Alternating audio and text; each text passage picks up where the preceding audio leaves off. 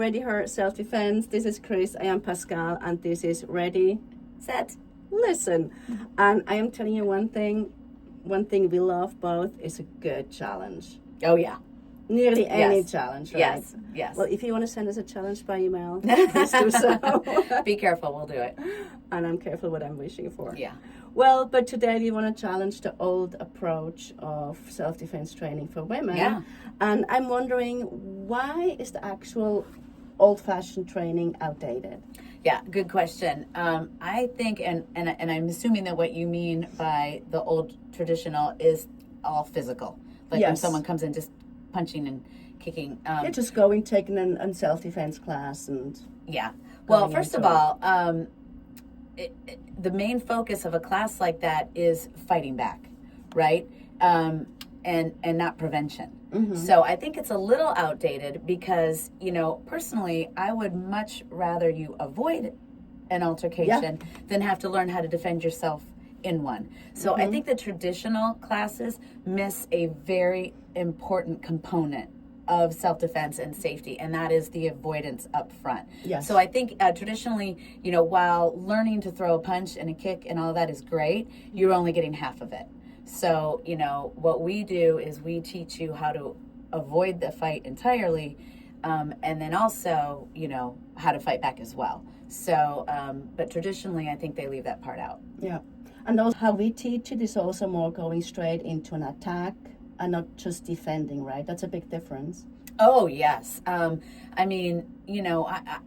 Traditional, especially traditional martial arts, and I think it's very dangerous with self-defense because, I've done years of traditional martial arts, and, you take turns holding each other's wrist and doing like an escape of something. And I guarantee you, when someone grabs you in a parking lot, they're not going to look at you and hold your wrist and wait for you to, apply your technique. Yeah.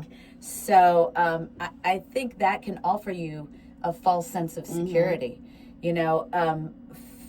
Self-defense, if within an attack, is very messy and very quick and very violent. And so, yes, learning these little joint locks, and I'm just gonna find this little pressure point and take you to your knees is really not going to keep you safe. But learning to fight back aggressively and the kind of defense that we talk about is much, much more effective. Yeah.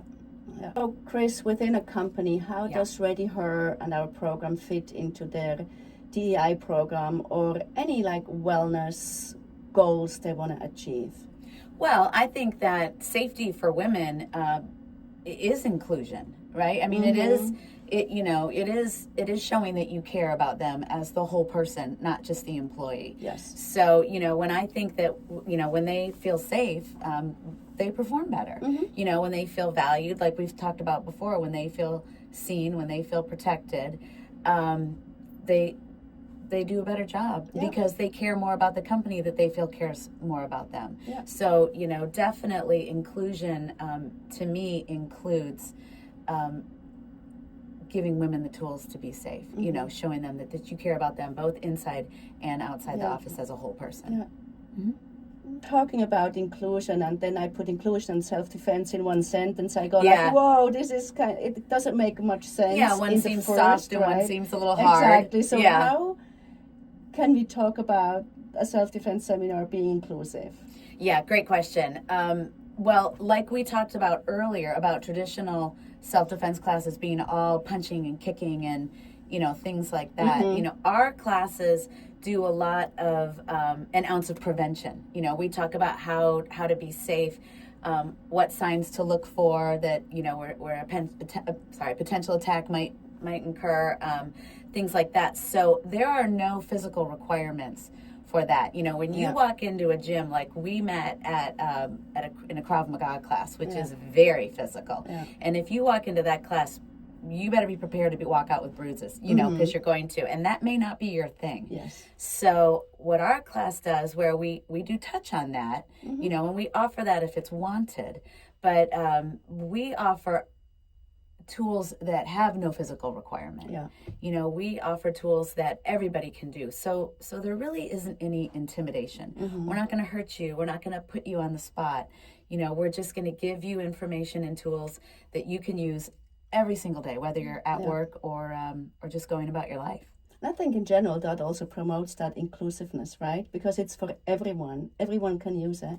Oh yeah, I mean, I'm sure that there's a lot of different seminars and different training that you can bring to your employees.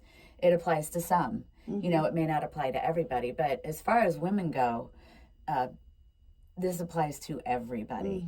I don't care what kind of company you have. Yeah. I don't care what kind of, what age of women you employ. This is something that as a woman, we face, every one of us, every day. I mean, I could tell you 3 or 4 times I felt uncomfortable in the last week. Yeah. And so could you. Yeah. And so could every woman out there. So this is inclusive. It is relative to everybody. And we will make sure that everybody walks out of there with something they can use. And it is important. So therefore, call us, text us, send us an email on info@readyher, visit our website, and visit us on LinkedIn as well. Bye. Bye.